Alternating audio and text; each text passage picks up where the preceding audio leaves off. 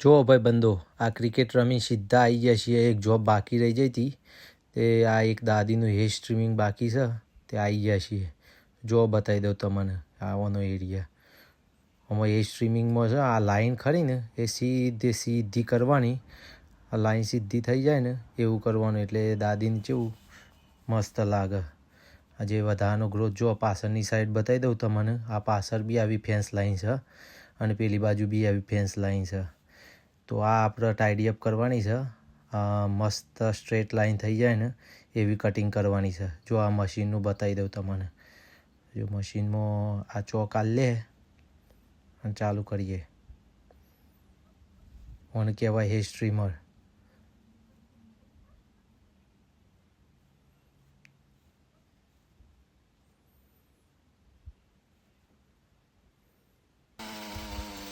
જો ચાલુ થઈ ગયું છે મશીન. હવે આપણે ચાલુ પડી જવાના. જુઓ તો મસ્ત સીધી સ્ટ્રેટ લાઈન કરી દેવાની. જો કટિંગ પ્રોપર વ્યવસ્થિત કટિંગ થાય છે ને. આમાં તમારે લાઈન સાઈડમાં ઊભા રહીને લાઈન ચેક કરવાની પછી કમ્પ્લીટ છે કે નહીં.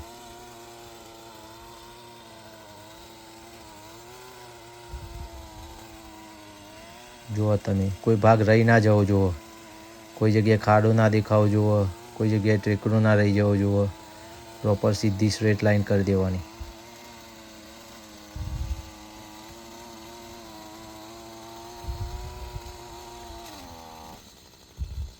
આ થોડી વાર તો ઇઝી લાગે કોમ, પણ તમને આ મશીન હાથમાં પકડેલું રાખો એટલે હાથે દુખાવા થઈ જાય. આ જોઈ લ્યો તમને. આ જો કોમ અનુકૂળ આવે તો આવી જજો. આવી ઘણી બધી જોબો છે, વેકેન્સી. આવી જજો કોમ કરવા.